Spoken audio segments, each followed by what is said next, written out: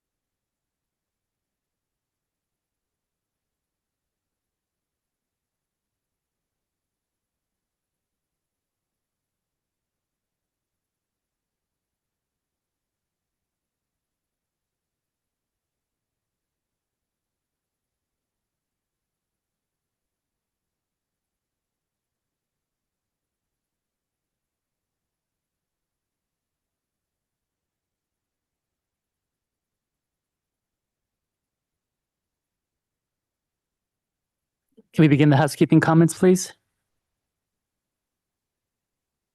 Thank you for participating in today's meeting. Please do not connect to Zoom or teleconference while in the room, and please silence all devices.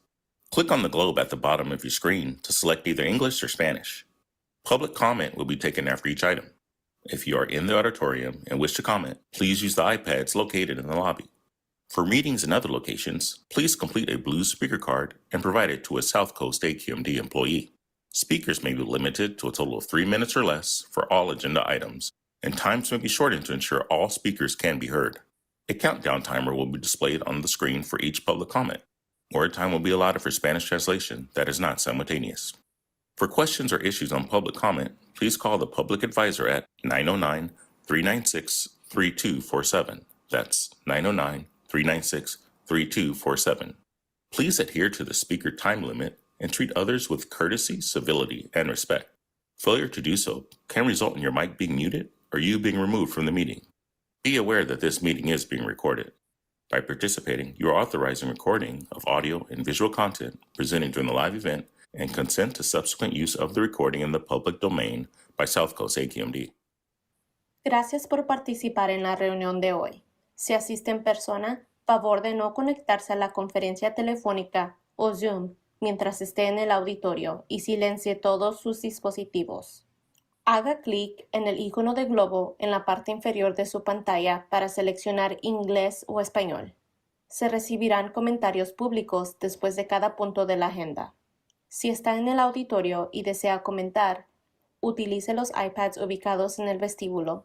Para reuniones en otros sitios, complete una tarjeta azul para su comentario y entréguela a un empleado de South Coast AQMD. Los comentarios serán limitados a un total de 3 minutos o menos para cada punto de la agenda. El tiempo límite puede ser reducido para asegurar que se puedan escuchar todos los comentarios. Se mostrará un temporizador de cuenta regresiva en la pantalla para cada comentario público. Se asignará más tiempo para traducción al español no simultáneo. Si tiene preguntas o problemas sobre cómo hacer un comentario público, llame al asesor público al 909-396-3247. Eso es 909-396-3247.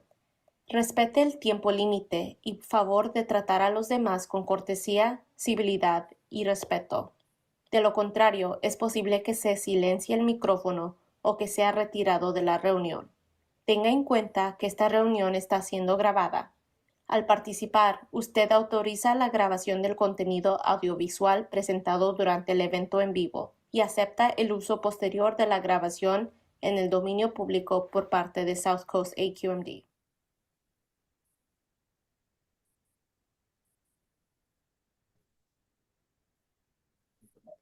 All right. Let's get this meeting started. We don't yet have a quorum, but we will get there as the day progresses. Let's start with the Pledge of Allegiance. Vice Chair, please. Thank you, Madam Chair. Please stand and face our flag. Put your right hand over your heart.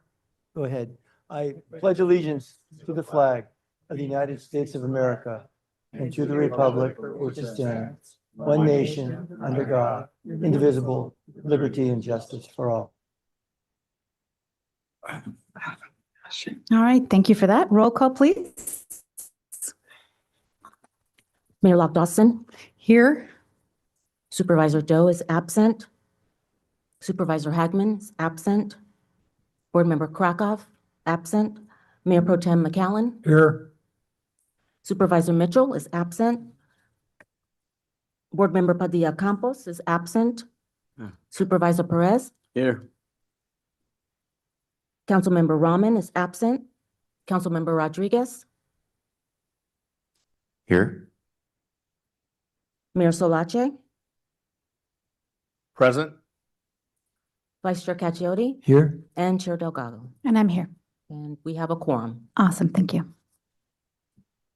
All right, let's go to board member presentations and comments. I'll start with the Vice Chair. Thank you, Madam Chair. First, I'd like to have a video, and I want to thank our Mayor Pro Tem McAllen, MSRC Chair, and our entire board for approving the $500,000 for the first all-electric, battery electric police fleet in the United States. And we have a short video by the upfitter Unplugged, who upfits Tesla's race team and also our police force.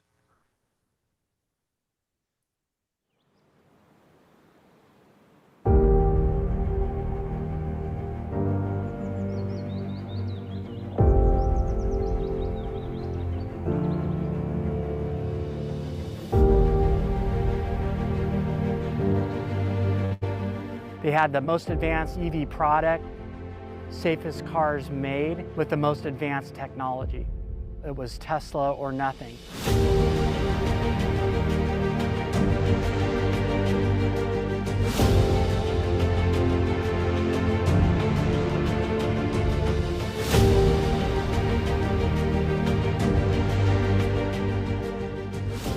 My name's Tony Abdallah. I'm a sergeant with the South Pasadena Police Department. I currently run our detective bureau. And in my second life, I am the EV project lead for our transition project for South Pass PD. We have an existing fleet that was probably end of life about 3 to 4 years ago. So we were looking for a solution to replace our entire fleet all at once. What we found was Tesla was not only a viable option, but it was the best option. The city is very environmentally and sustainability conscious. We got a much better performing car that costs significantly less to maintain and fuel, and also the benefits of the zero emission aspect as well. We found it to be a very durable car. Our admin fleet in the first year had absolutely no maintenance associated with it. Probably the biggest cost savings variable, cost of energy, way less than what we're paying in California for a gallon of gas. I think initially there was some concerns from the community. Why are we paying so much for cars? But when you examine the total cost of ownership over a 10-year period, actually becomes a significant cost savings. So when you look at the entire package, became not only a viable solution, became the best solution as well. Officer safety was at the top of the list, and what we found was Tesla makes the safest cars made with the most advanced technology. We had a pursuit on the freeway in the rain. The officers said that they never would have continued with that pursuit in the cars that we were operating versus the Teslas because they felt very, very safe in there. With the low center gravity of the car related to how it handles and how it brakes, they felt comfortable continuing at those speeds. I didn't want to have to ever at some point in time, God forbid, have to go to an officer's family and tell them that we sacrificed and went with a car that was less safe than something else that was out there. It made me really happy that I was able to put our officers in the safest cars made, period. One of the biggest misconceptions, how long does it take to charge? Now, aren't you going to run out of charge during a pursuit? The range on the Model Y is almost identical to the cars that were previously in service. We're able to get about another 200 miles of range in 15 minutes. This is essentially an officer's office, and they work out of this for a very long period of time. We didn't have a whole lot of officers that had exposures to EVs. So to have experts in the functionality of Tesla was really important, to provide that on-site training to the officers and to get them comfortable really speaks to the partnership and expertise that Unplugged has with law enforcement. Being the first agency to convert our fleet all at once, it's exciting in the sense that there's this huge opportunity that we believe will transcend other agencies across the world, and being able to work collectively and make this project and this mission better will just benefit law enforcement across the world significantly in the coming years. And that is very rewarding. Thank you, Madam Chair. Congratulations. That looks very exciting. All right, any other announcements from board members? Wayne? Thank you, Madam Chair. Just wanted to provide a very brief update with regards to our actions with regards to a port ISR. Staff is still working diligently on coming up with concepts, and while we had hoped to have a working group meeting this month, we're going to move that to early October, just given on the amount of time that's necessary for us to refine some of these concepts as we move forward. Also wanted to note that for this coming month, unfortunately, due to various commitments, we are canceling mobile, stationary, and technology committee meetings this month. And that concludes my comments. Okay. Well, I did want to take a moment to acknowledge the passing of one of the leaders in our community, and we will be adjourning the meeting today in his honor, but I wanted to make sure everybody was aware that the Honorable Richard Alatorre passed away on August 13th of this year. He was really a pioneer in Latino politics in Los Angeles, serving on the Los Angeles City Council and at the state level. And I'm just going to read a little bit about his history for you all. Richard will be remembered by the people of California and Los Angeles as one of the preeminent public policy makers in California, a trailblazer in the fight for equal rights and representation in this country, the architect of reappropriation and an expert in voting rights, a champion for the voiceless, and a dedicated and man of faith with a servant heart. And for our purposes, he actually championed air quality issues long ago when he served as the chair of Metro. He began the transition of vehicles away from diesel. But the most important part for me, and the personal part, and why I wanted to share this, is he was also a dedicated family man who loved his family dearly, including one of our leaders here, Derek. So he's obviously remembered by his wife, Angie, his sons, Derek and Daryl, their daughter, Melinda, granddaughters, son-in-law, and apparently also very missed by his black lab, Reggie. So I wanted to share that with you, not only because we love Derek and, you know, our prayers are with his family, but he truly was a champion of Latino politics. I didn't get a chance to meet him when he was in office. I got to politics a little bit later in my life. And my political history, for those of you know, was a little tumultuous. It wasn't exactly enjoyable, let's say, that portion of my state politics. But when I met Richard for the first time at one of the galas, he said, you know, we're really proud of you, Mija. Like, we see what you were trying to do, and there is still work for you to do. And that small gesture for somebody that I didn't really know, but who I know has been in the fight for so many decades, meant so much to me. So I wanted to share something with you this morning, and definitely open it up if anybody of you have any comments to share. Madam Chair, I join you in echoing your words, but more specifically to Derek and his family and to all of us here today, really just to take a quick pause and remember that we have one life in this life. We have one life, and we have to always make the best out of it. As someone that has lost one of its parents, I join Derek and his family in this process of grief, and just praying for you and your family. Thank you. Yes, Madam Chair, thank you for the recognition acknowledging Senora Alatorre. I think that it's safe to say that those of us that are here on AQMD that are Latino descent, and quite frankly, anywhere in politica at the state or federal level, is because of trailblazers like Senora Alatorre. Doesn't matter if you're a Republican or Democrat or a moderate, he led the charge for many, knowing that there were issues of concern, not only for the Latino community, but for everyone.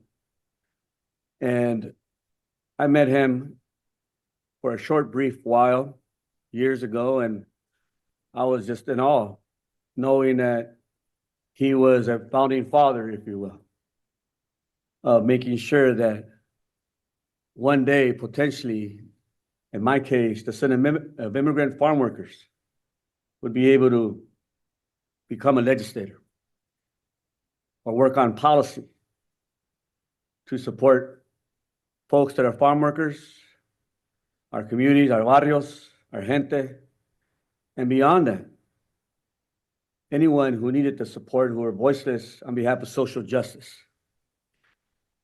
And as I said to his son, Derek, back in the day, when I first met Derek, I said, your pops is an OG legislator.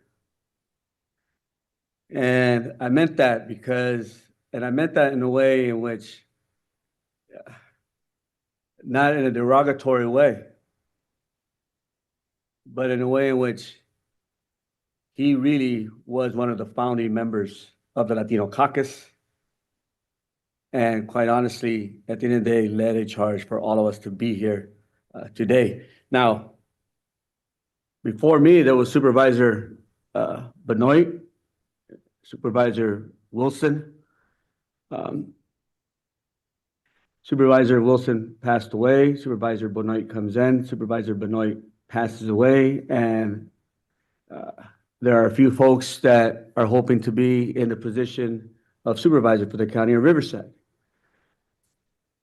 I never asked, but Senora Alatorre went up to bat on my behalf and went to go speak to the governor and spoke to Governor Brown and had a little small group of folks that he worked with in the legislature that are both Republican and Democrat, like Mr. Bruce Nastandi. I believe his first name was Bruce, Mr. Nastandi.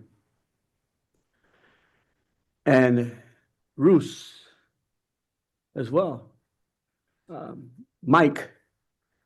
And they actually all spoke on my behalf.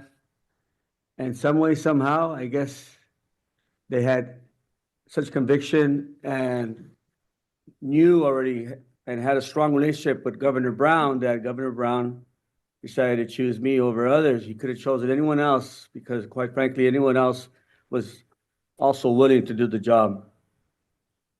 So I thank him, and I thank his family. And I think it's our responsibility, our obligation as Latinos, once again, no matter what party we come from, to try to do the right thing. To make sure that we understand we have a moral obligation to not only AQMD, for example, in this case, but in our own communities on a personal, social level, to always give back.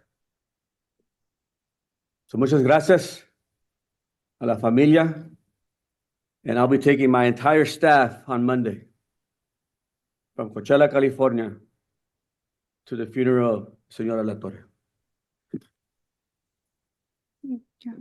Thank you, Madam Chair. Just following Manny's comments, I had a great opportunity, late 80s, early 90s, to meet Mr. Alatorre and actually his son Derek, as we were working with giants in California politics. Art Torres, Mike Roos, Willie Brown, that time Richard was out of the assembly, but still, I worked for Mike Roos as his chief deputy up in Sacramento and in Los Angeles. And it was just incredible the respect they had for Richard. And then after all those years in politics, I remember at church a couple of times, I'd be reading in South Pasadena, be reading at the lectern, and I look in the audience, kind of as you look in the audience today, Derek kind of stands out. I'd see a gentleman in like the fourth or fifth pew was Richard Alatorre. He'd be at church all the time, sometimes wouldn't see him for a few months, but always there, prayer. And he'd stay after pray, and I said, one day I walked by, I said, what are you praying for? He goes, my son Derek. No, but he was really just joking. It was, he was really a good guy, and he'd have to stay there for a long time to pray, but it would be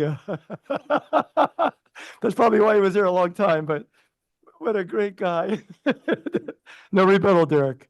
So I just want to say he was a wonderful person. He had a great sense of humor and just one of those giants, as Manny said, in California politics that I was honored, as you said, to come across for a few moments. Mayor Luck Dawson. Thank you. I just want to extend my condolences to you, Derek. And I know it couldn't have been easy. He was your father, but he was a parent to many, a parent to an entire generation. And that's tough to sometimes abide in your home, but know that he gave a legacy to all of us, not just Latinos, but all of us, to fight for what's right and show that just keep going in the face of opposition, and just inspired a whole generation of folks to come behind him. So anyway, I just, today's the anniversary of my mom's death, so it's never easy to lose a parent, and my prayers are with your family. Thank you. All right. And I did want to just take a minute to let Derek say anything if he would like. Oh, it's going to be tough, but I think what my dad told you, that Mayor Katcher, was true. I was always the one in the family that marched to my own beat of the drum, right, as they say. And yeah, there's things I probably did that I'm not ashamed of, but my parents were probably shocked that I would do them. But getting back to honestly about my dad, difficult to see him pass like that, but it was nice because I was there. This last year was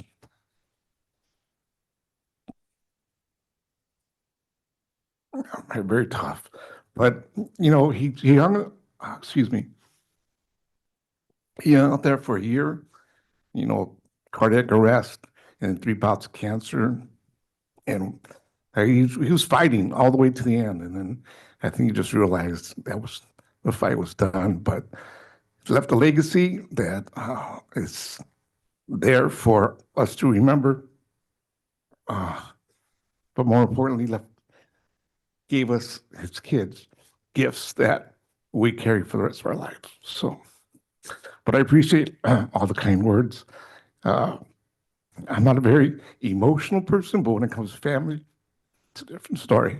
So, but I definitely do appreciate that. And I remember when first time as supervisor, Perez, and he was actually council member on Coachella.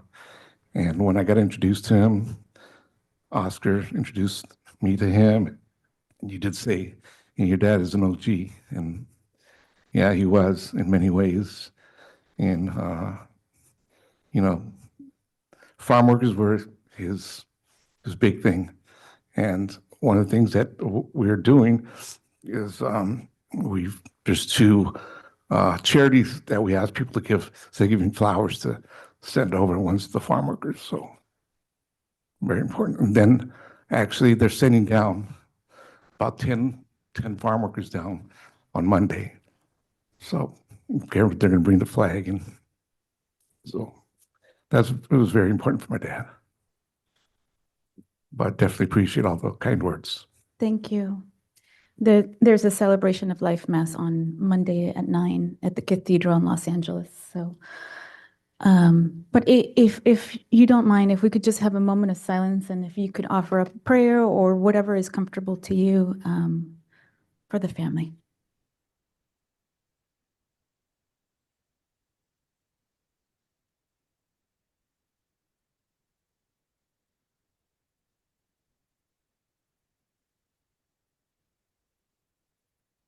Okay. Well, thank you so much for that.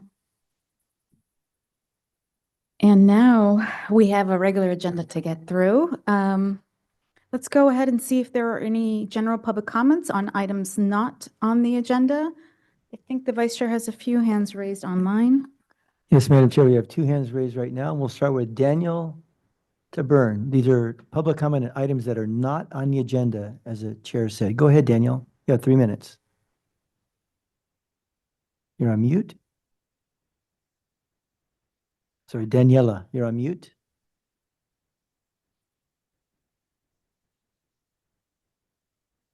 Daniela, please go ahead. We'll give you one more chance. You're on mute. Unmute and speak. You've got 3 minutes. Okay, we'll go next to Fernando Gaitan. Fernando, got 3 minutes. Welcome, Fernando. Go ahead. Good morning, Fernando Gaitan with Earth Justice. Thank you, Chair and members of the board. I want to express my gratitude for your unanimous support for the indirect source rule for rail yards passed last month.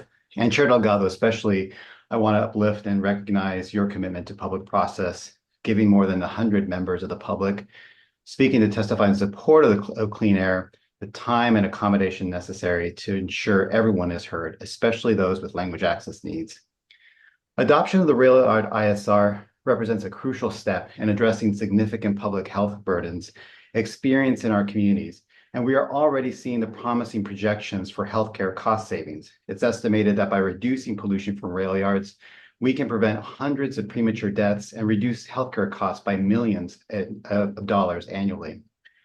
Now it's vital that we take the next step in this course that we need to take to clean up our air. The next logical step is to turn our attention to proposed Rule 2304, the Port ISR. This is our chance to complete the vision laid out in the Air Quality Management Plan to protect the most vulnerable communities. While significant progress has been made earlier in the year, convening diverse stakeholders to discuss the rule, we've seen little activity for the better part of this year on this particular rule. Now is the time to ramp up development of this rule to meet the target date for its completion. And a key part of those discussions will be having the draft language available for us to work off of. We ask that the draft language for the Port ISR be released within the next month so that we can begin in earnest working to develop and crafting the strongest possible rule. We aim to work with staff to develop the rule to achieve real measurable emissions reductions through actions taken by responsible parties using the tools and technologies already at their disposal and the measures we identified earlier this year. Lastly, we have foundational elements for the rule in the draft concept. Now is the time to begin solving the infrastructure challenges that we know are there. This is going to be key to the success of the rule. And by addressing those challenges now, we will ensure that the projections that we have for emission reductions can be put in place and be effective and long-lasting. Thank you for your attention. I appreciate your time, and thank you for giving me this opportunity. Thanks, Fernando. Next speaker is Ranji George. Ranji, go ahead. You have 3 minutes.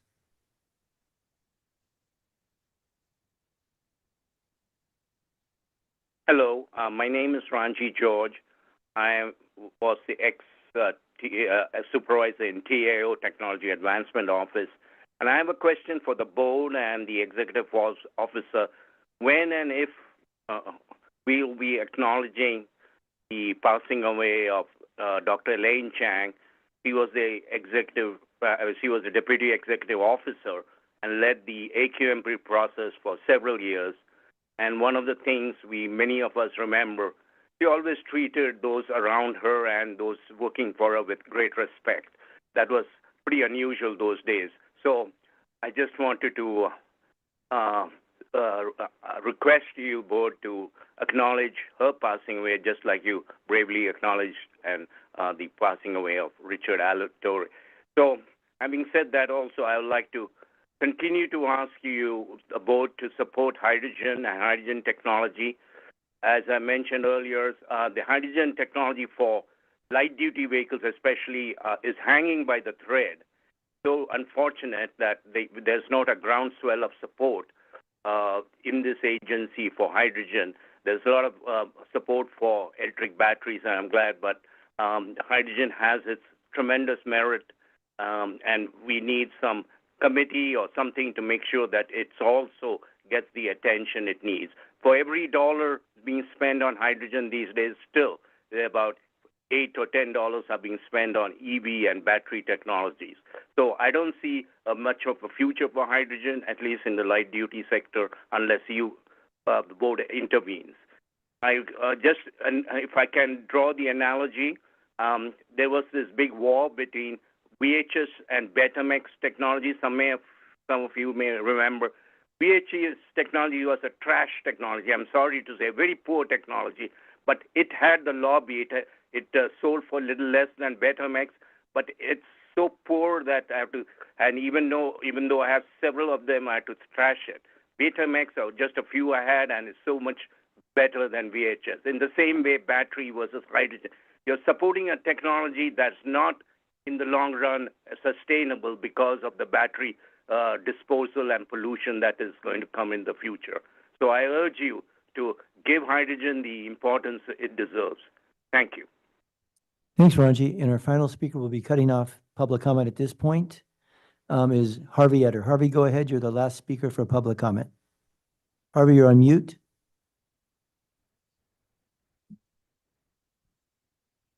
Harvey, please unmute. You got 3 minutes.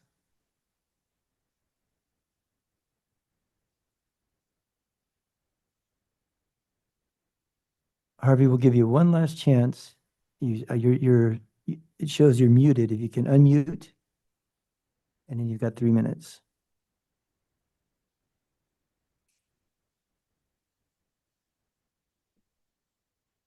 Thank you, Harvey. We'll move on, Madam Chair. Okay, great. Now that takes us to consent. We have items 1 through 25.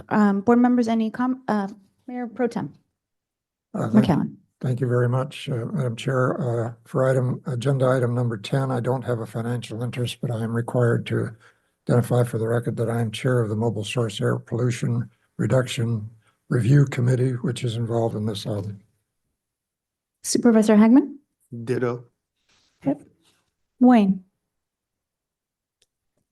Thank you, Madam Chair. For agenda item number 7, although I do not have a financial interest, I'm disclosing on the record that I am a director of the California Air Pollution Control Officers Association, which is involved on this item. Thank you. Thank you. All right. I don't see any other items, and I don't have any requests to speak for the consent calendar here in person. I'll move it. Second. But I do see a hand raised online. Vice Chair. Yes. We have Ranji George, Madam Chair. Ranji, you've got 3 minutes. Let us know which item you're talking about. Ranji, go ahead. Good morning, board members, and I want to congratulate. This for on item number 6. Sorry. I'd like to. My name is Ranji George. I worked with AQMD in the Technology Advancement Office, and we led the program for zero emission technologies that's sweeping the world today, both the batteries and hydrogen technologies. I want to congratulate the staff for getting the $500 million or so from the feds to support battery technologies. But I'm disappointed and continue to express my disappointment that the staff could have added a hydrogen component to these awards. Yes, the state has got hydrogen funding, but as I want to remind everybody, between years 2000 to 2025, even now, natural gas technology got funding from multiple sources and continues to get funding. It's so dominant that it just crushed both battery and hydrogen technology. They were left way behind for the marginal funding they got. So hydrogen is in the same state right now. It's not getting the enough attention that it deserves at the local level, at least, and for light duty also.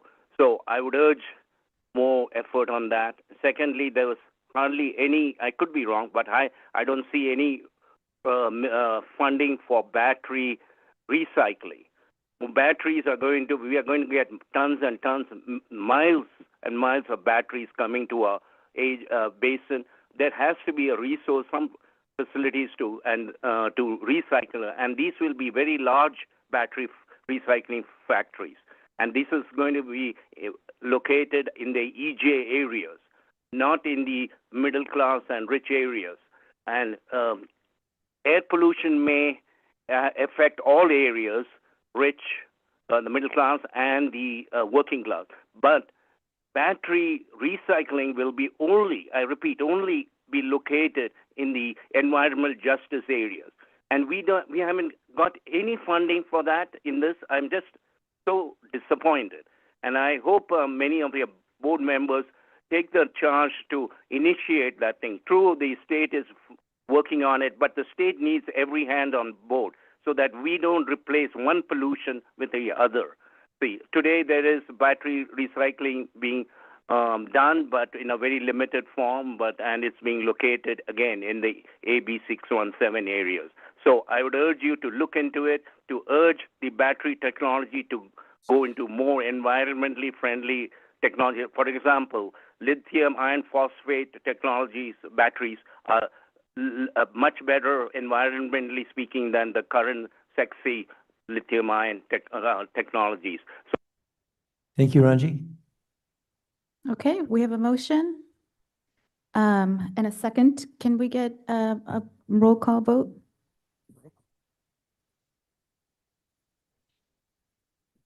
All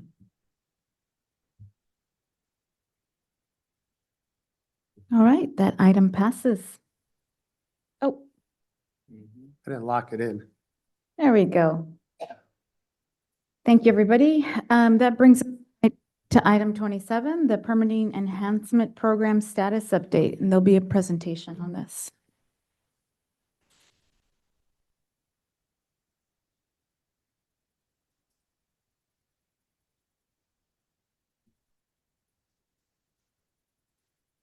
Good morning, Chair. Good morning, board members. Jason Aspel, Deputy Executive Officer with Engineering Permitting, and I will be providing a routine update for our Permitting Enhancement Program, or as we've come to call it, PEP. Next slide, please.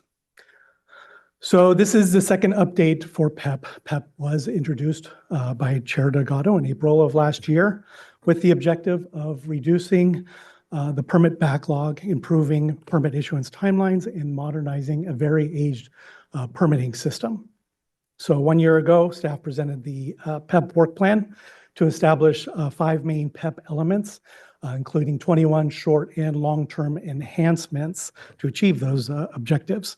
Today, we will be providing an update on our permitting efforts, and we will provide highlights from our ongoing modernization efforts. Next slide, please. So these are the 5 main PEP elements. 2 of the 5 are related to staffing, and we have very positive results to report from those efforts. Staff is working on several modernizations that are at the beginning stages of the transformation of the permitting process. And at the end of my presentation, we will be showing a brief video to introduce some of those new tools. Next slide, please. So there has been measurable improvement, and the permitting division is much stronger than it was 1 year ago. Our permitting production has increased 15% from when we launched PEP, and we are now approaching our pre-pandemic production levels, and we're still trending upwards. And now we have a goal to keep improving our production, and we closely monitor this metric. So when we started out PEP, the number 1 priority was to go recruit and hire about 40 new staff and train them ASAP and make sure that the majority of permits were still going out the door. Due to lack of staffing, we did not set a production goal initially, but now we're aiming to return to the days where the majority of our staff had 20+ years of experience, and we're hoped to be there within about 2 years. So our staffing levels have significantly improved. We filled our positions and our retention rates have stabilized. We are focused on our aged applications, and we still have a lot of work to do on this front, but there's excellent progress to report as staff has acted on over 500 aged applications since the start of PEP. These are often the complex, time-intensive permitting projects, and we've been accomplishing this while we're also ramping up our overall production. So we also did increase our public engagement with stakeholders while balancing it with that increased production as well. We're working on our ongoing modernizations and other long-term PEP items as well. So we are staying very busy, to say the least. And again, we're not there yet, but the numbers are continuing to get better. Next slide, please. So here are the actual numbers behind our increase of production. Starting off in January 2021, the permitting program had already shifted to teleworking, and we maintained our production with that experienced workforce I mentioned. The rolling 12-month average production was sustained at 498 completions per month, application completions. There was a large amount of retirements starting around 2021 and into 2022. And with the hiring freeze, the vacancy rate spiked, as you see here in the red box. Then production, subsequently, that average dropped to 409. One of our problems was the incoming applications did not have a corresponding decrease as the economy started to recover in 2022. So last year, PEP was launched. We quickly filled our positions, and now we have increased our application production, our average application production, to 474 completions. And again, this is a sustained 12-month average. So for each month of last year, staff is now averaging that 474. I just got the August numbers yesterday. This is now bumped up to 480. So this is much better, as I said, than a year ago, and is with sustained production levels. Next slide, please. So we are continually improving, as the numbers are showing, and we have been hitting our goals. Last year, we set a goal to ensure we are acting on the majority of applications in a timely manner. We acted on more than 70% of incoming applications within 180 days. Most of those were much less than 180 days.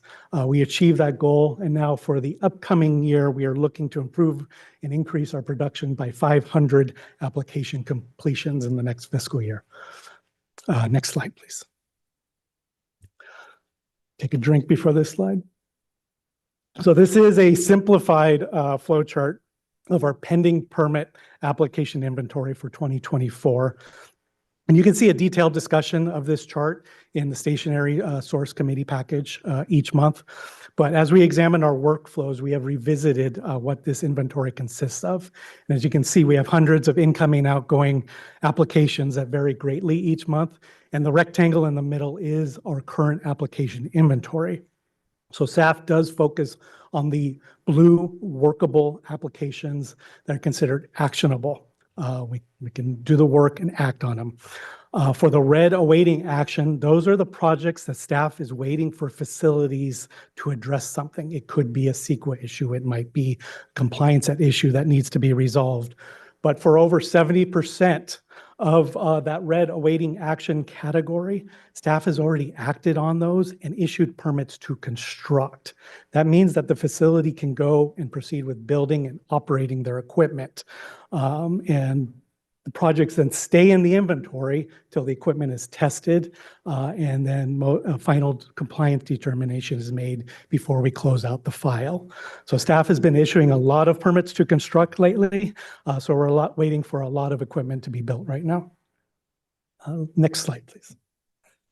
So at our last update, we did hear from our permit streamlining task force members, and we've added more meetings and adapted the format of our task force to facilitate for more discussion. We do our best to balance this workload, but we're getting very good feedback at these meetings that we're looking to, that we're evaluating for PEP items and other permitting related items. So we have introduced a new permitting working group format where we're able to hit on more detailed permitting matters, but we plan to have at least 6 or 7 of these meetings, working group and task force, upcoming in this next fiscal year. Next slide, please. So our next board update will be in the first quarter of 2025, where we will present our continued progress for our longer-term PEP items. We will continue to provide our written reports to show our progress to the Stationary Source Committee. We just announced our new recruitment for air quality engineers yesterday, so please apply if you're an engineer, or let those engineers that you know that they can apply. And we hope to maintain our low vacancy rate with that recruitment. And then we do have an upcoming task force meeting on September 25th. And once again, our production is climbing. Things are getting better. We still have a long way to go. Next slide, please. So we will be showing a video demonstration, as I mentioned, of our modernizations, but let me provide you a quick background of what you're going to see. The initial part of our website redesign is complete and actually just got posted this morning. There will be more website updates to come, but this is our new permitting landing page, and it's easier to navigate. So that's up. You can look at that under permits on our webpage. We have also developed our electronic filing forms, and engineering staff are in the middle of extensive testing of those forms. That is ongoing. What you will see in our video is our latest automated permitting module for small emergency engines, which industry can utilize for an anticipated few hundred applications each year, and this has already been released. But we have complex rules and regulations, so we've automated for the simplest of scenarios, but 95% of our projects still require some sort of analysis or handling by our staff and engineers. But these new electronic forms are going to bring those efficiencies into the permitting process, but they'll still need that evaluation. And then lastly, we have 2 updates for our health risk assessment, or HRA app, and our source test tracking system, which is under our monitoring and analysis division. Those are eagerly awaited, and they're expected to streamline integral parts of the permitting system as well. And both of those will be released to the public in about the next 2 months. So with that, I believe now we will insert the VHS tape into the VCR and show you the video.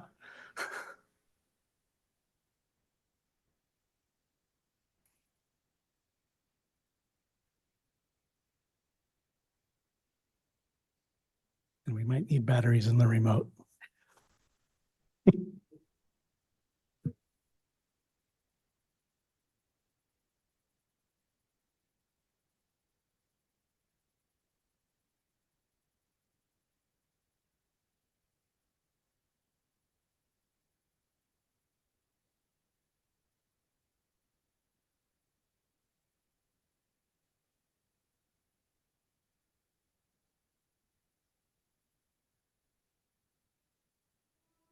Good morning, Chair Delgado and board members. Ron Moskowitz, Chief Information Officer. Today, I'm presenting our initial progress towards meeting the goals of the Permitting Enhancement Program. This transformative initiative not only expedites the often complex permitting process for our facilities, but also enhances the efficiency of our staff. In the following presentation, I'll outline some key initiatives we have already undertaken, the benefits to both the public and our agency, and our implementation strategy. Put simply, we are replacing some outdated manual and paper processes with modern computer applications to significantly improve the time it takes to get things done. Let's begin with a new design update for the Permitting Program webpage. It is crafted to facilitate creating and submitting permit applications, provide easy access to multiple evaluation and status tracking tools, and offer other resources. The updated webpage layout is designed to swiftly guide applicants to where they need to go. Information sections provide key background and information on rule requirements and approval criteria. And finally, step-by-step guides will help applicants pinpoint their obligations and follow the permit approval process. Say goodbye to paper. Our fully digital permitting process streamlines submission, fee payment, and permit issuance for eligible equipment. Equipment will still need staff engineer review. However, this innovation will begin to reduce the time and resources spent on paper applications. For some simple registration permits, this process is automated. We're starting with electronic registration forms and will roll out more complex equipment forms in exciting future phases. Let's look at our new automated module for engine registration permits. To access the online filing portal, select Permits in the main website menu and select Online Filing. New users must register. Once registered, log in and select the Online Application Filing option to get started. Provide the equipment location on the interactive map. Then provide other facility and application-related information. Next, add the equipment and operation details. Applicable fees will be calculated and can be paid online.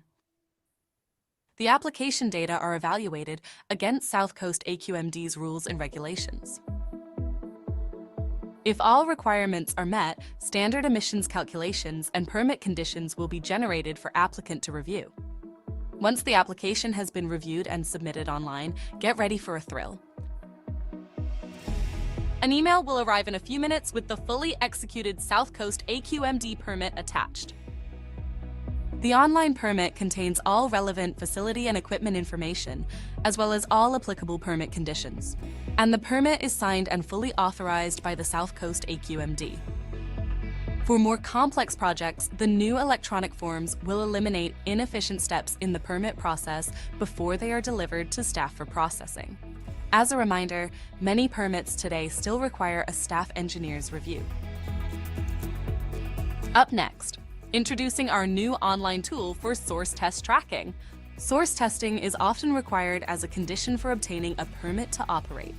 Source testing measures the pollutant emissions from a process or facility to demonstrate compliance with rules, regulations, and/or permit conditions. When permit is contingent upon a source test, there is now a single online portal that will help to track the entire life cycle of a source test submittal. With automated routing and clear status dashboards, it will also help to streamline the source test review process and provide transparency for the applicant. Once registered and logged in, select the type of source test review to get started. Begin the source test submittal process by providing the relevant facility details. Select the request type for the source test protocol or report. Enter the equipment details. Add specifics about the test lab performing the source test. And finally, upload the source test protocol or report. Before submittal, review and verify that all information entered are correct. Then sign and submit the report.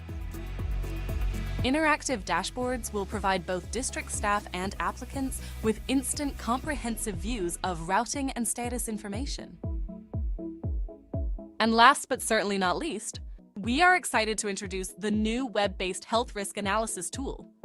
Current risk assessment procedures are complex, requiring cross-referencing hundreds of pages on paper with multiple tables, as well as maps and zip files. The new health risk assessment tool greatly reduces this time through an interactive web app that can perform screening health risk assessments, also referred to as Tier 1, Tier 2, and Tier 3 HRAs. For the Tier 1 HRA, users can input air toxics emissions and get results instantly. The Tier 2 HRA builds on Tier 1 functionality, offering a comprehensive user-friendly interface, where parameters such as source characteristics and receptor distances are used. Finally, the Tier 3 HRA allows users to calculate health risks using concentrations from a screening air dispersion model for more complex analyses. As you can see, the initiatives presented today represent a significant step forward in our commitment to enhancing and modernizing our permitting process. The transition from paper to digital isn't merely about modernization. It's about creating a more responsive, accessible, and effective government. I look forward to providing future updates along our journey to meeting the modernization goals of the Permitting Enhancement Program initiative, and I'm happy to answer any questions.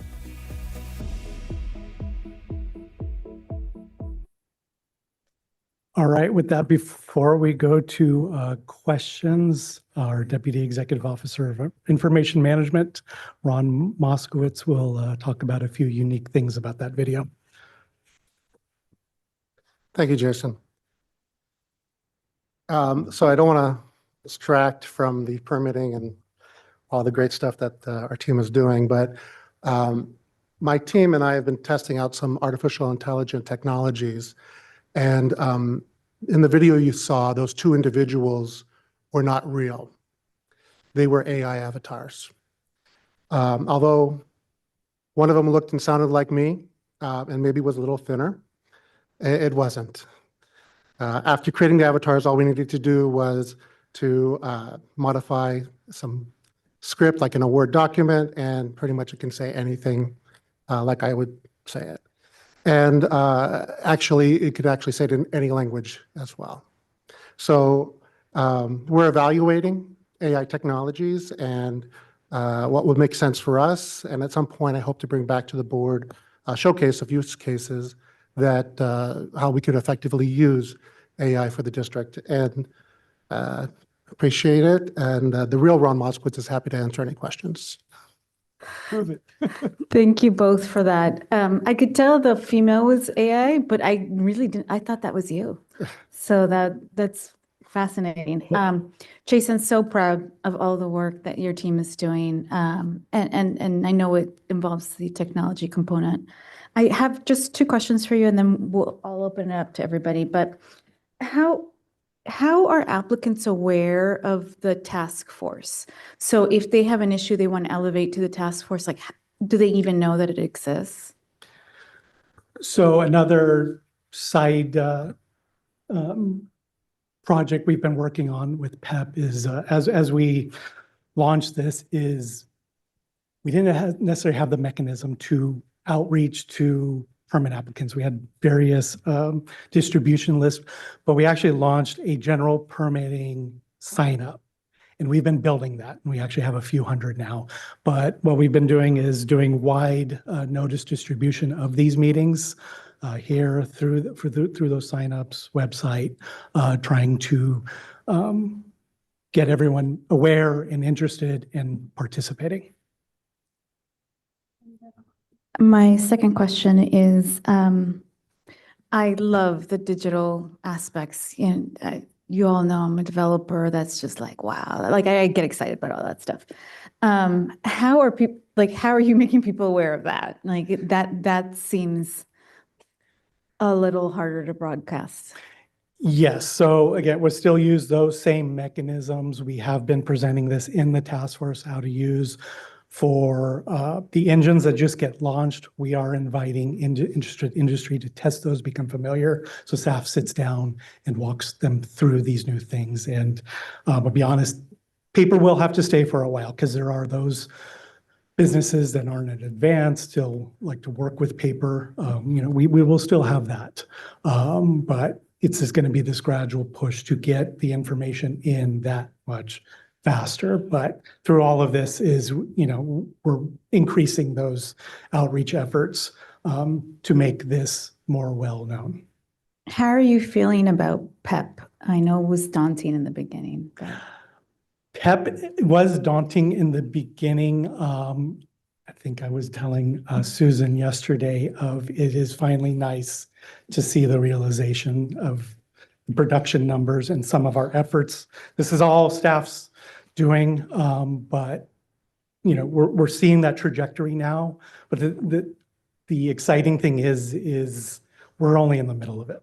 So we still have a lot to do and a lot more exciting things that are coming down the line. And the AI component, we will try and tame down Ron a little bit, but there is some big potential there, again, to help our staff do those projects, not that it will completely switch to AI. Of course. Okay. I have hands raised. Supervisor Hagman, was that from this or Supervisor Perez? Thank you, Madam Chair, and thank you for the presentation. I guess there's a few things, and I think we've come a long way. And all the parts to this system, I think makes sense, right? The training and moving in this direction, which has been long awaited process. But I'm wondering, as we're building capacity and we're bringing in folks, I think we can have all the tools in front of us that make good sense. But the attitude of the individuals need to also be forward thinking as well. So when we think about these tools that are before us so that we can expedite the process, I think it's important, and as you're training folks, that that we build a culture of yes, we can. A culture that many times is not in the book. It's not necessarily discussed or expressed. We can go ahead and do all this, and we have a bunch of naysayers, and it's not going to get anywhere. And we'll be at ground zero again. So I'm not saying that we're there as naysayers, but what I am saying is that we have an opportunity here as we're training folks on these new tools, that we're also talking about the possibilities and what our role is and what our mission is and how we can improve public health and at the same time balance that with economic development, trying to bring these forces together because we're willing to go that extra mile. So in your, I guess, workbook or your training, make sure you have a chapter that talks about culture, the self, the understanding of empowerment. That's important as well. Another point I'd like to make is, and I appreciate the questions by our chairwoman as far as the outreach is concerned. I think this should be something that we should speak to ongoingly out loud to demonstrate what we're trying to do here. And so when you're ready, I think it's important that you do some sort of press release, if you haven't done so already, some sort of press conference, have it in front of some sort of, I don't know, institution or building or project, so that people can see it for themselves and hear it from you directly. That we are at the cutting edge, that we are at the forefront. And the years of the past are the past. And we're going to work out the glitches with you. But we want to announce this new project for the future. I think that's another way that's really important, outside of, folks being part of a work group because they happen to be coming to our AQMD meetings all the time. I think another aspect in which this can be helpful is, what if there is no project, but there's an issue, and we just can't put our finger on it? For example, how can we use this tool to better understand what's going on in the Coachella Valley when it comes to the dust storms that are happening?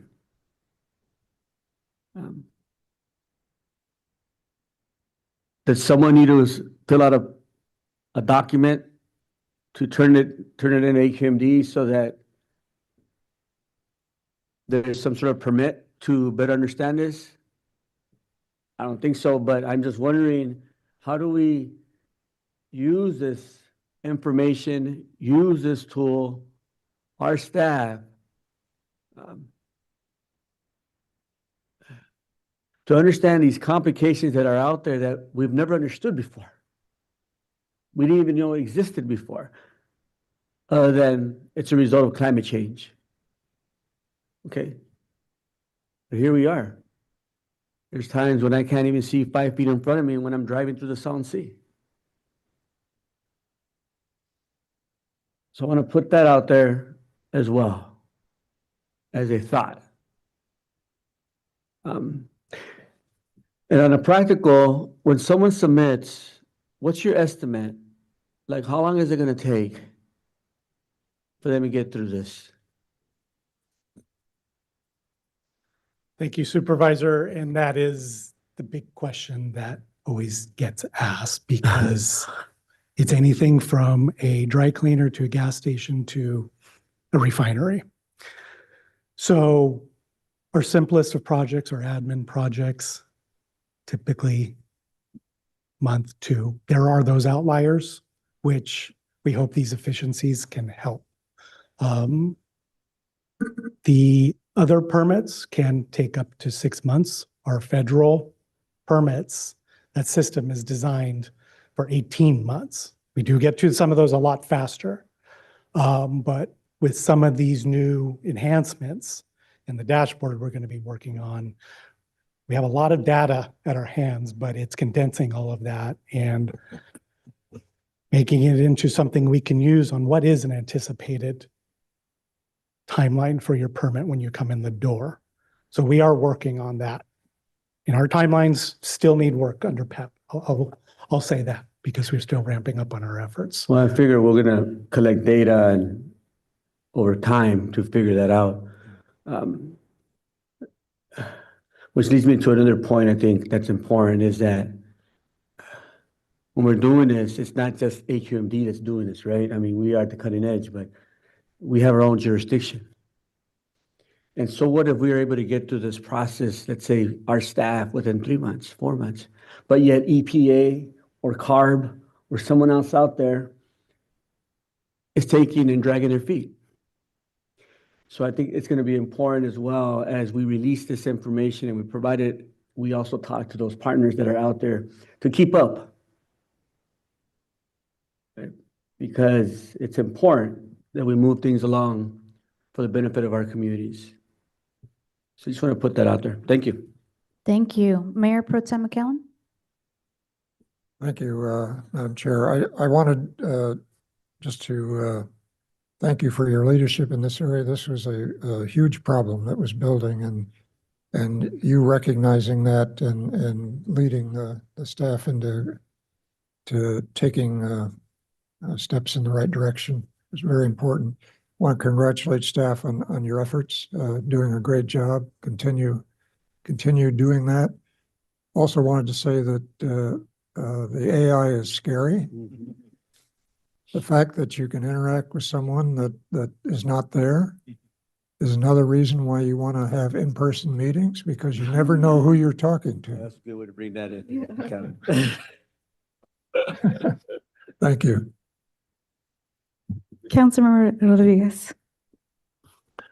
Thank you. I just want to echo the sentiments of appreciation, Madam Chair, for really putting this at the forefront of priorities and the benefit it'll be to all of those that we serve that are engaging our staff and trying to move in a timely manner.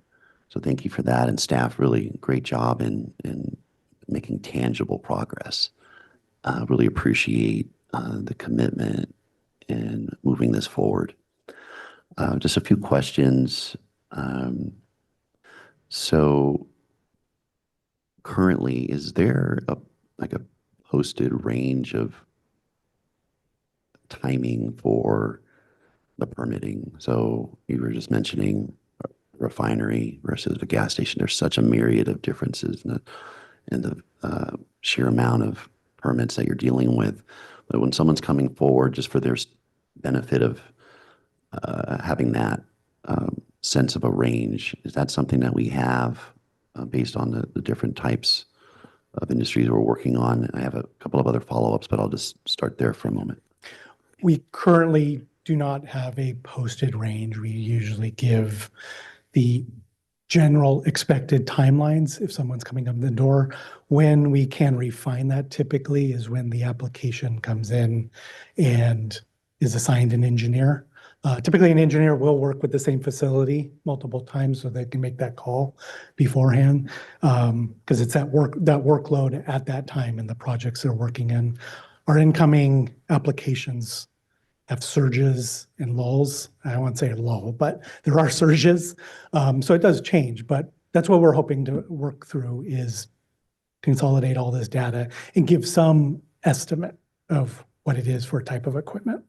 You had mentioned an 18-month, 6-month, and just from that framework of a reference, take a gas station, it would be helpful to, in all these other subcategories, to at least have a general goal of timing. And then from the applicant standpoint of a sense of, okay, I know that we're looking at 90 days so that there's just a mutual expectation. Things will come up.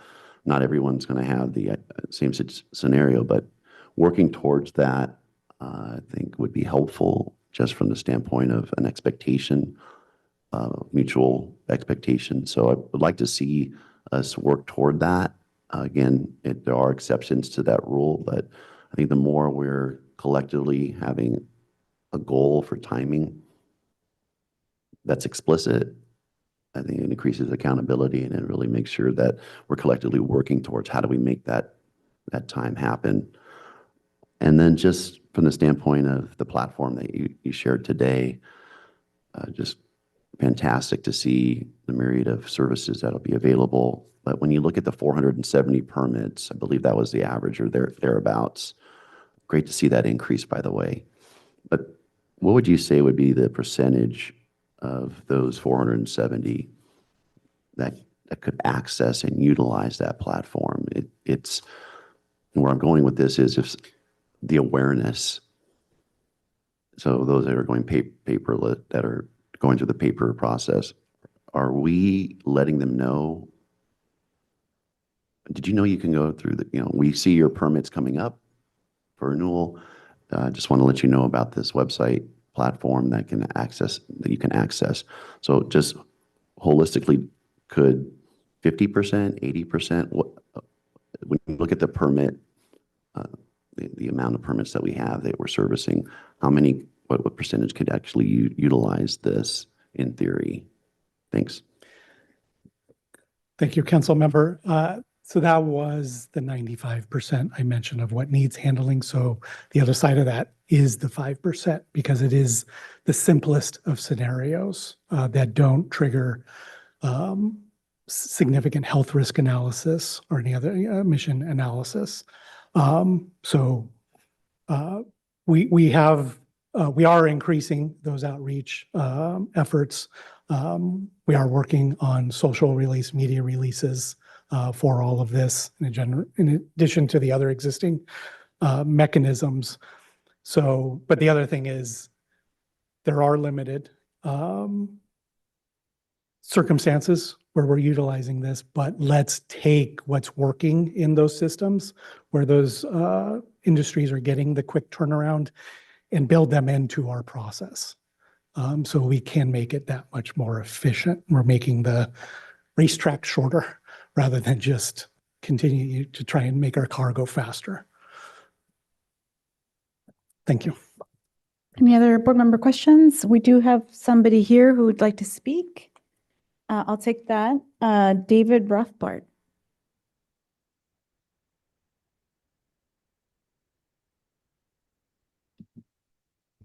Good morning. I'm David Rothbard. I represent Clean Water SoCal. I'm also a member of the Permit Streamlining Task Force. First, I'd like to thank Jason Aspel and the staff for all the hard work. It's really great to see the progress. And really want to thank the board for the direction in really changing the way Permit Streamlining Task Force works.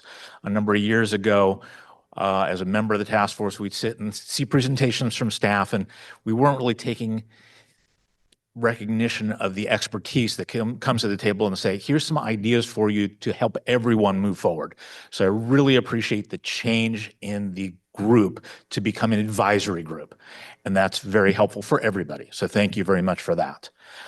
With that said, essentially moving forward, something that we need to think about is we've been talking about a lot of different ideas on how to streamline the process, and greatly appreciate where staff's going. But that's the simple things. We need to deal with the hard things.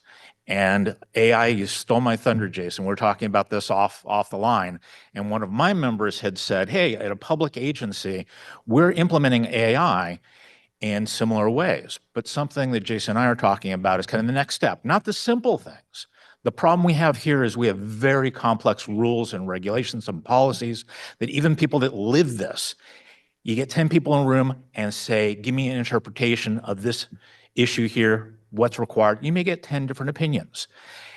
What we need to do is have something that's more consistent, more automated, and AI has a potential. I'm not one to trust AI to do everything perfectly, but there is a potential to take all our complex rules and regulations and policies, put it in an electronic repository, and say, AI, take this electronic application and spit out an application consistently. So you get rid of the interpretation, and then it could go to an engineer for review. That's hopefully the next step. That's something we're talking about in the Permit Streamlining Task Force, amongst other things. But I appreciate the direction we're going in, and I think it's going to help quite a bit. I'd like to be able to go to my design folks at the Los Angeles County Sanitation Districts and tell them it will take 6 months to get your permit to construct. Unfortunately, I still have to tell them 3 years right now, but I have faith we're getting there, and we're going to get there soon. So I really want to thank everybody. I especially want to thank the chair. Thank you, Chair Delgado, for your efforts here. It's greatly appreciated. Thank you. Thank you, David. You can step up to just tell us your name. Yeah, I'm Dr. Gengwening. I didn't initially want to say anything on this, but I feel compelled to do that. You can make the permit process very, very fast, and it helps one part of the stakeholders, the business owners. It does nothing for the community. There's nothing in making things faster and quicker for business that helps the actual members of the community. And thank you, Supervisor Perez, for highlighting this to me. So what I really think is this executive order from Joe Biden, I think it's 13965, I might have some digits wrong, from January 20, 2021, and it's a mandate for all federal agencies, which includes you, to do things for special things above and beyond for environmental justice communities. So this goes beyond the Clean Air Act, and it overlays everything, if you choose to obey it, that allows, it's a license for the AQMD to really step forward and do stuff for the environmental justice community, the people, not the businesses.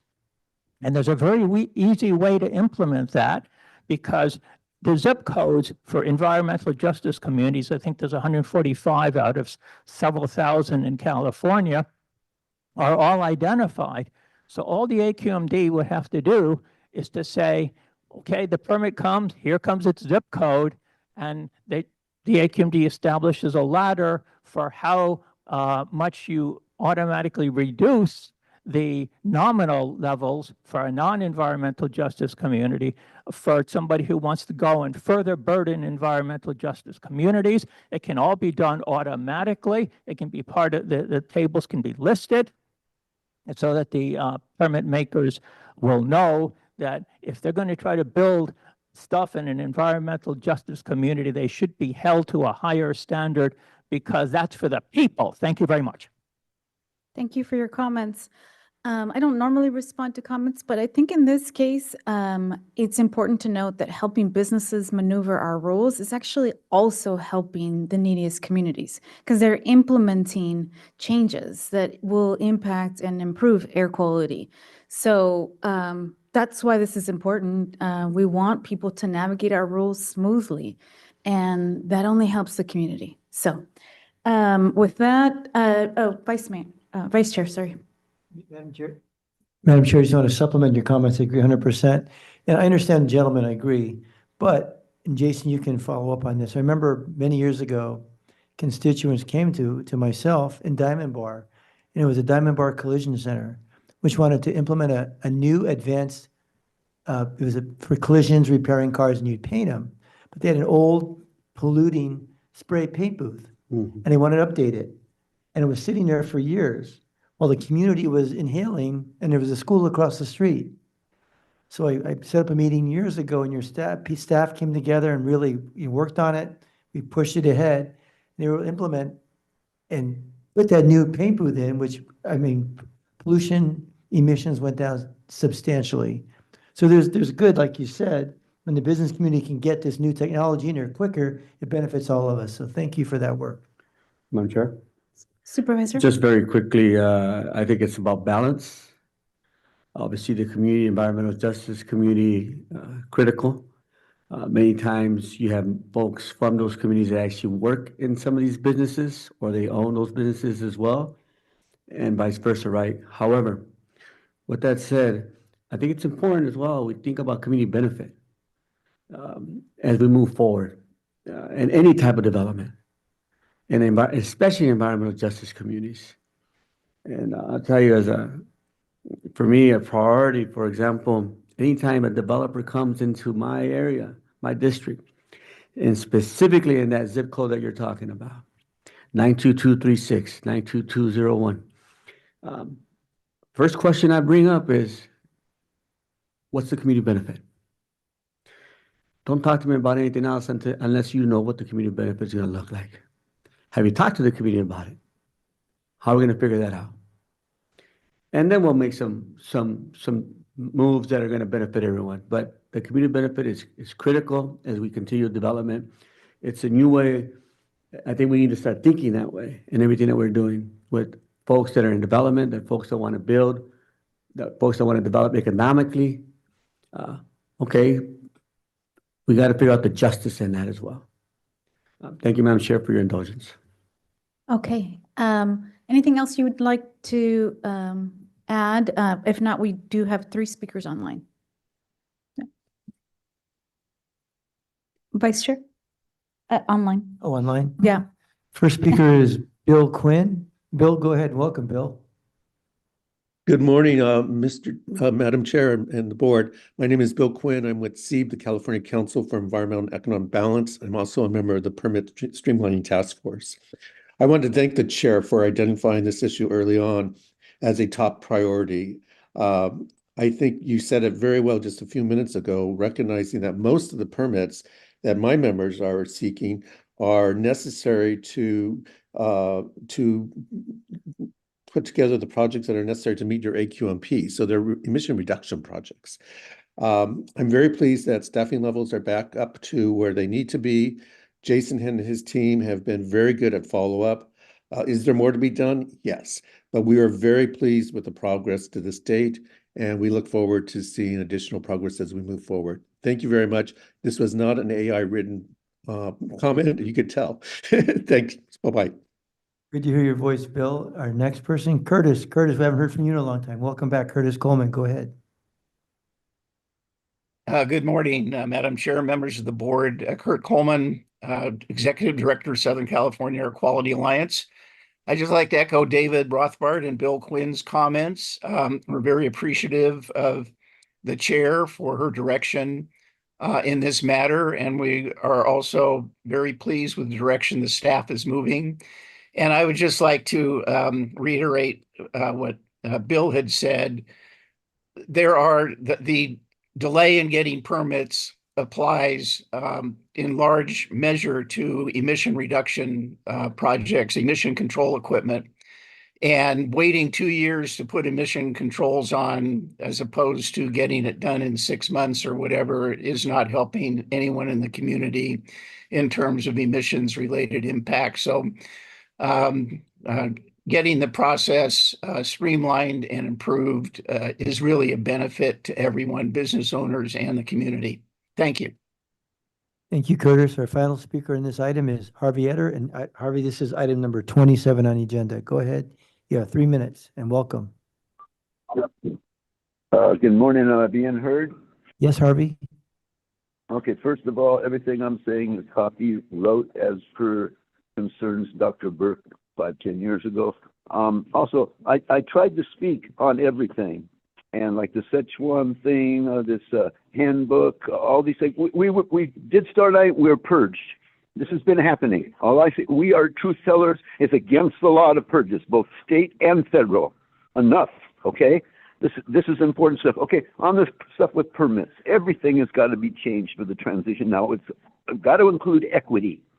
That this 40% EPA says to go into 617 communities to reduce emissions, fine.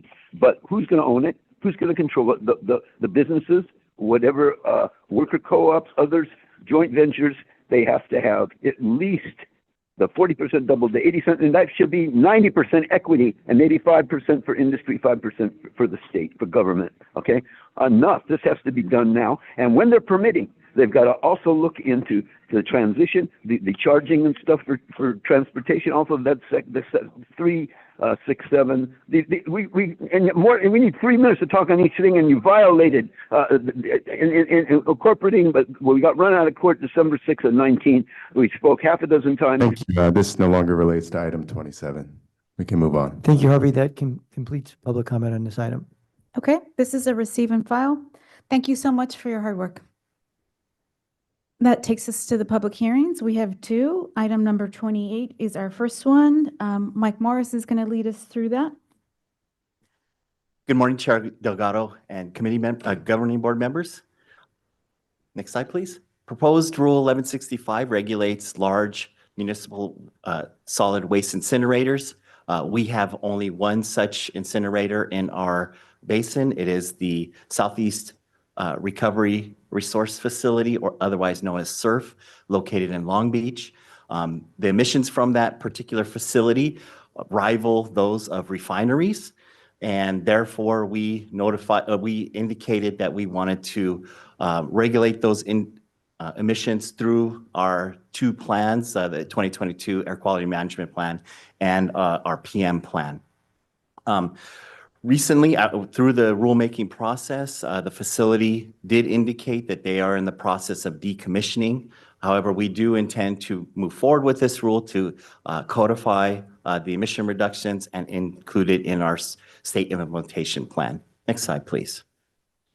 So through the public process, we did conduct working group meetings. We also made several site visits to the facility, contacted the city and the contractor who is operating the facility to keep close tabs on where they were at in their process.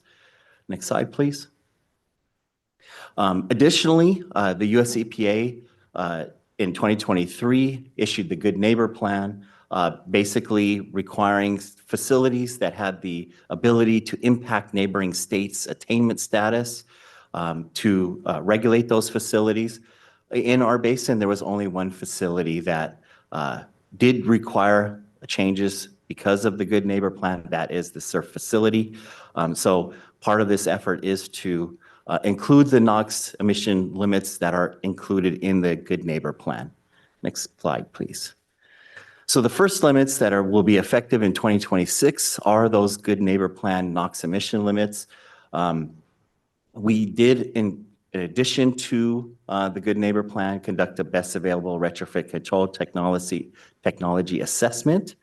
And in that, we were able to determine that there was better pollution control equipment that was currently being used at the facility. We will be, as part of this regulation, requiring that be installed by 2029 if the facility does continue to operate. And just as a side note, we have heard in the past that the facility was going to decommission, and that was changed. So there is a good reason to include a future limit here. Next slide, please. In addition to the NOx limits and the PM limits that are included in the rule, we do have other key requirements, including enhanced housekeeping for control of fugitive dust, odor capture and control systems, as well as continuous monitoring of the NOx and the opacity. Those provisions will become effective upon rule adoption. Next slide, please.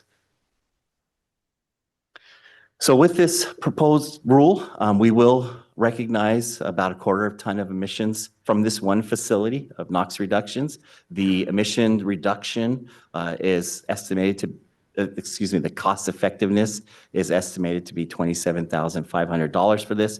The control technology that we're looking at also has the additional co-benefit at no additional cost of reducing PM emissions directly as well. Next slide, please.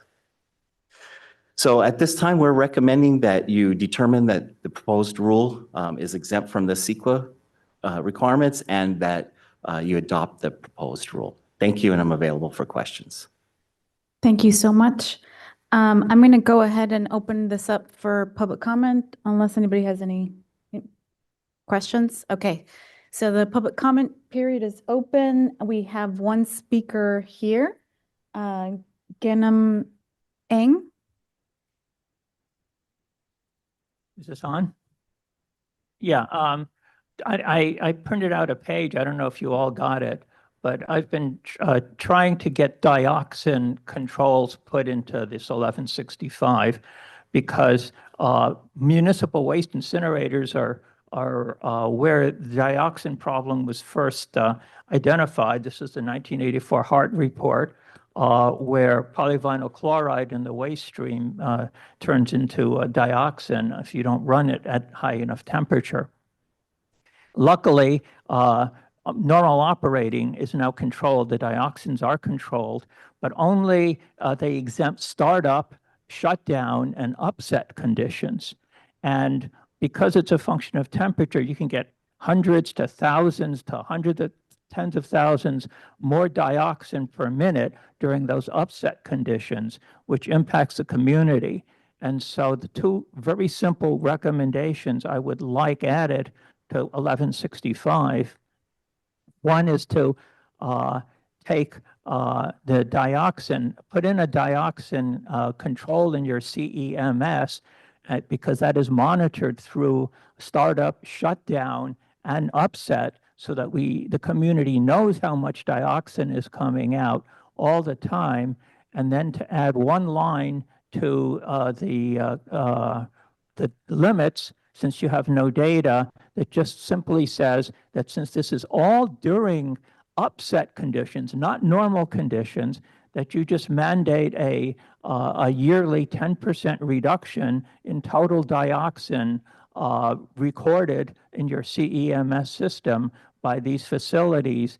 And all it will do, or what it will do, is it'll help the community lots and lots and lots, and it'll just force them to keep their startup, shutdown, and processes more and more optimized, and find ways to reduce the upset conditions where it can produce hundreds to thousands or more amount of dioxin per minute.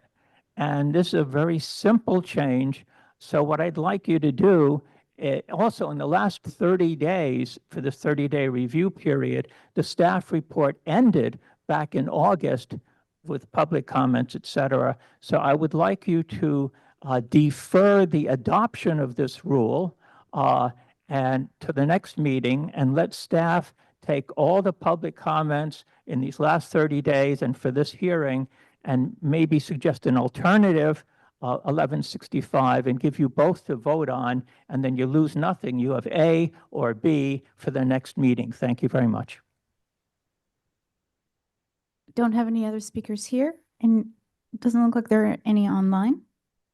Okay, with that, we'll close the public hearing. I move the item. Okay, we have a motion. Second. Second. Madam Chair, before we take a vote, is there any response by staff? Yeah. From the gentleman who just spoke? Yes, so dioxins are regulated both under our 1401 and our 1402 rules. As a reminder, the 1401 is for new and modified facilities. So a facility would come in, they would be regulated for dioxins under that rule. As an existing facility, it's also a regulated facility-wide for dioxins. Finally, there are federal regulations specifically regulating dioxins from large municipal waste incinerators, specifically what we're talking about here. And that is also evaluated during our permit processing period. So then, if that's the case, then why the point? I'm assuming that there's a reason for it, and maybe there's something missing here. And I'm not exactly sure what that is. Well, I don't think he's incorrect that dioxins are a concern. They are a concern, and that's why we do have them in our regulations as well as federal regulations. Okay. Is it possible that at our next meeting that we ensure that's the case? I mean, I just want to understand why is he speaking to that if we're doing it already? Supervisor, maybe I can interject Yeah, here. please. This is the only facility of its kind within our region. This facility is shutting down. And so in part, this reason that we brought this forward, because EPA had asked us to do this in case somebody came back. The issues that you're describing with regards to dioxins and furans would be addressed in any new facility. But the fact of the matter is, there is no municipal waste combustion that's going to come back and get permitted in this facility, in this region. All right. Well, I just want to make sure, I want to be clear. Yes. And the good neighbor policy, I appreciate that. I wonder if we can do that with Mexico. But that's a federal level. We'll put it on the to-do list. Councilmember? Thank you. I just wanted to clarify, has there been a date of final decommissioning provided by the applicant?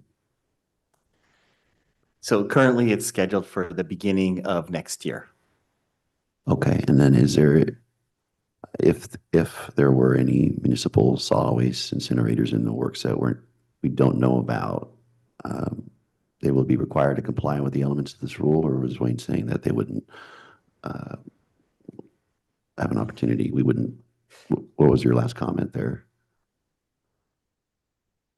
They're subject to not only this rule, but other rules, 1401. From the risk perspective and from the other issues, it'd be very difficult to permit a new facility. Thank you. Okay.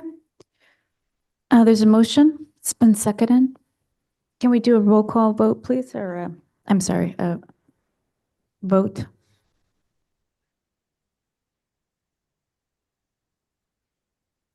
All right, that item passes. And we go to our final item, public hearing item 29.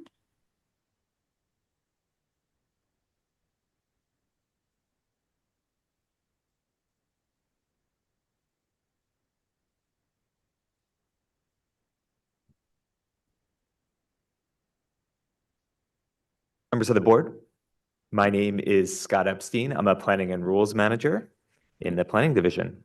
Go to the next slide. All right, so I'm here today to summarize our annual report for the AB 2588 program. So this is a program, a statewide program that we administer under Rule 1402, and it's designed to reduce risk at existing facilities and also provide public notification when risk exceeds certain thresholds. Okay, so we do this report every year. So I'll summarize the report. The report talks about the activities that we implemented in 2023, or future activities in 2024, which I realize we're already more than halfway through 2024, so we'll talk a bit about that. And then we have also updated some AB 2588 guidance documents that I'll briefly summarize. And the Health and Safety Code does require a public hearing on this, which is one of the reasons why we're here today. Next slide. Okay, so AB 2588 has 5 main objectives. So through the program, we collect emissions data for air toxics. With that data, we identify facilities that could potentially have localized impacts in the surrounding community, determine the potential health risks of those impacts, provide public notification, and then also work to reduce those risks. And AB 2588 is an important part, but it's just one part of our overall approach to reduce air toxics in our region. Next slide. Okay, so there's a few processes through AB 2588. Here I'll talk about what we call the traditional process. So the traditional process first involves the submission of an emission inventory every 4 years from these facilities. There were 66 of these reports in 2023, so they're on a 4-year cycle. And then from those emissions, we can do a prioritization and identify facilities that could potentially have significant risk to their surrounding communities. So the facilities that are in that kind of upper level above what we call a priority score of 10, we require a more comprehensive emission inventory, which is called an air toxics inventory report, or ATIR. From that, the facilities are required to do a health risk assessment that essentially takes their emissions, does some modeling, and figures out what the levels of air toxics are in the community. And then from that, you can evaluate what the risks are to the public.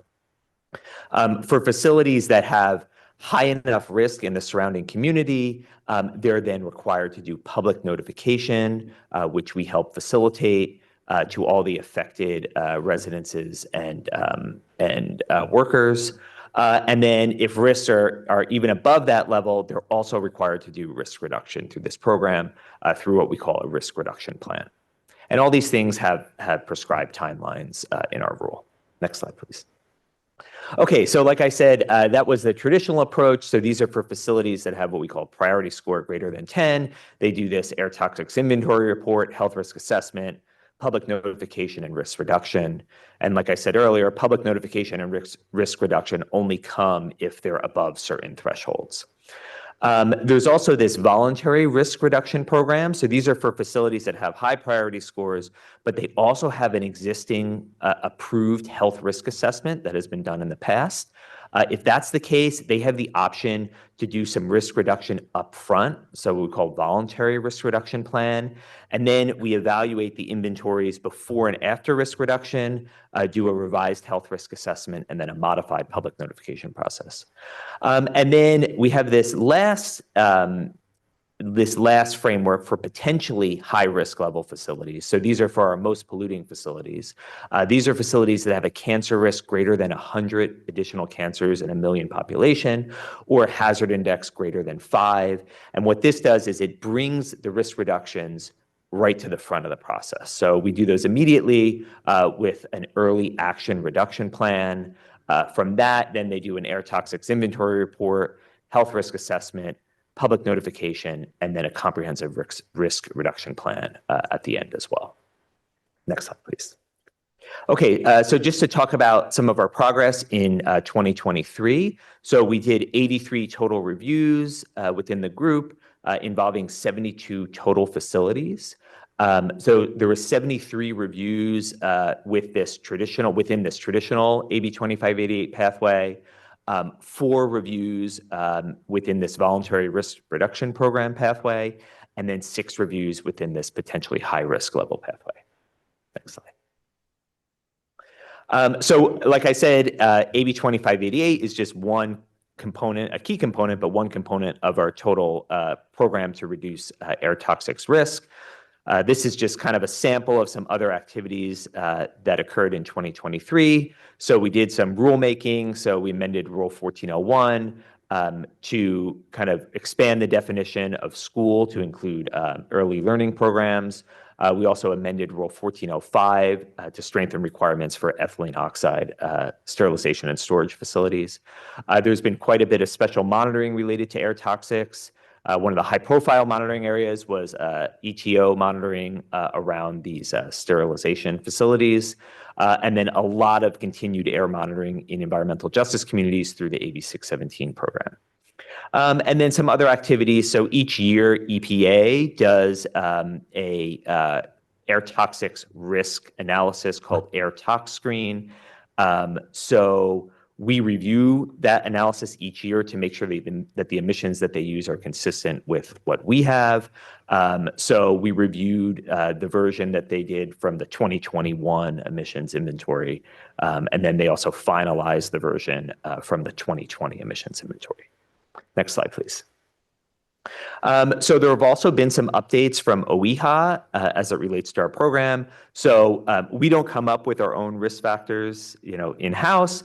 We use risk factors in all the health research that OEHA reviews and use that in our program. So each year they're updating risk factors based on the best available science, or even including new compounds. So there were 3 new compounds that were either new or revised. These are types of compounds: trimethylbenzenes, water-soluble cobalt compounds, and one bromopropane. So because these facilities are now included by OEHA, facilities are required to report these compounds in their 2024 emissions inventory, and we will be prioritizing based on these compounds. There may be some permitting impacts, which will be analyzed in Rule 1401. Next slide. So now here are kind of what we project for 2024, or kind of what the things we're currently working on in this year. So we've been working closely with CARB and CAPCOA to help update the statewide AB 2588 guidelines, including reviewing additional chemicals that may be included. We're working with them also on diesel engine risk guidelines and amendments to the criteria and toxics reporting, or what we call CTR guidelines. We're also working with CARB to develop guidance on health risk assessments for these, what we call industry-wide sources. So these are kind of smaller sources that kind of fall into AB 2588 slightly differently, such as auto body shops or diesel internal combustion engines. And then we've also been doing a lot of new staff training. We have a relatively new group training on Rule 301 and CARB CTR regulation. Next slide. Okay, so some more things that we've been working on in 2024. So we've been coordinating with EPA and CARB to ensure that air tox screen is accurate for the facilities in our region, as I mentioned earlier. There's a continuation of keeping a close eye on ETO monitoring around sterilization facilities. We've also been keeping a close eye on health risks that OEHA establishes, especially when it comes to ETO. And then rule development activities for Rules 1401 and 1435. Next slide. Okay, so that kind of summarizes our 2023 annual report, but we also wanted to briefly touch on some updates that we did to the supplemental guidelines for AB 2588. So key updates, we provided additional clarification and improved the clarity and ensured the consistency with additional guidelines. And then some administrative changes. So the health risk summary kind of comes as a detailed standalone form, and then additional administrative modifications to streamline things. We go to the next slide. Okay, so the recommended actions are to receive and file this 2023 annual report and approve these updates to our supplemental guidelines. Thanks for your time. Thank you. Any questions from board? Don't have any. I'll open the public hearing for public comment. I don't have any requests to speak here, but if anybody would like to speak or ask any questions.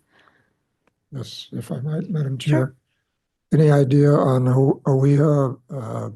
They're looking at ATO, and you seem to be continue looking at it when they're going to have their guidelines out. Yeah, we don't have any inside information. So they were working on it pretty diligently, and then we heard that it was put on pause, updates for ETO.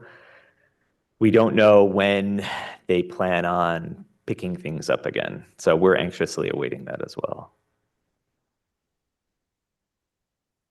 Okay. Any hands raised online? I think we have one. Vice Chair, looks like Harvey. Harvey, you raised your hand. You've got 3 minutes. Go ahead, please, Harvey, on this item. Good morning. Hello. Am I being heard? Yes, you are. Go ahead, Harvey. Okay. All right. Thank you, Dr. Scott. Number one, PM 2.5. Our understanding is 80–90% of the deaths come from that. Okay. They say, so that has to be listed not just as criteria for PM, but as a toxic, and that's extremely important. Okay.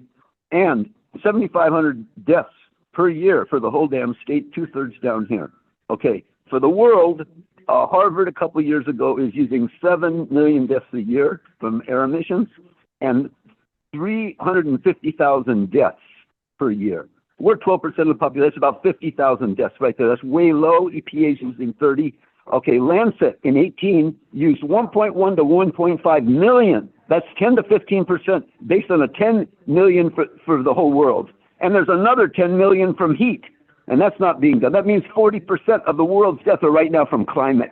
Enough. And there's other things going on. These fires and the indirect sources of, and this is a captured agency that does not evaluate the real deaths from particulate matter in natural gas and stuff. Is outrageous. This is cover up for murder. That these numbers, 300,000 deaths in California, 2/3 of them come from this. That's 200,000 deaths. And all this is copyright, and we're doing research on it, and it's got to be taken seriously. They're a captured agency in 1981 out of Chicago school. Stigler got a Nobel in economics, captured agency. That's what's going on. Based on the 62 study that he did with Friedlander, and this stuff's going down, and it's got to be addressed. And we need help. We all need help. Okay, this is, we're junkies. Okay, we're incorporating by reference the Pusher by Steppenwolf. Goddamn the Pusher man. That's the fossil fuel companies. All right, that permeates this. Yesterday they said there was 57 million tons of. I think you've moved beyond item number 29, but thank you. Okay, looks like that was. Madam Chair, I'll move it. Okay, it's been moved in second. And close the public hearing. I think we still have to do a vote. Yes, we have to do a vote. Yeah, but to also, it says to approve the updates. Does the motion include a, yes?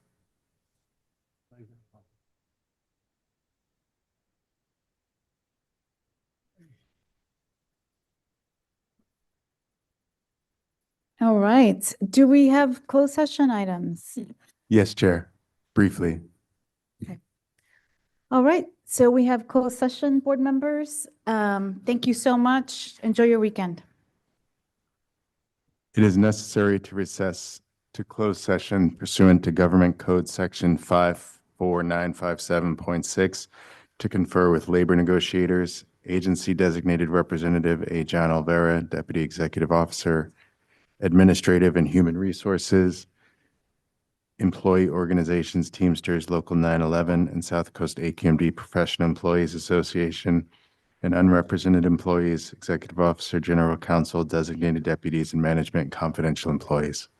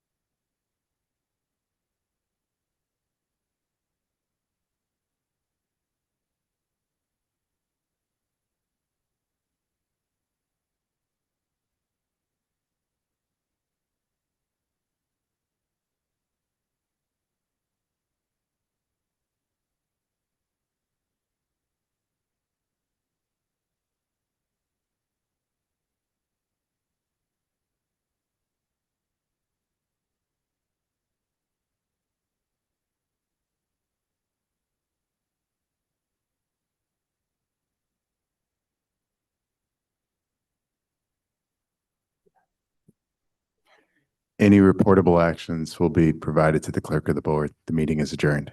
Thank you.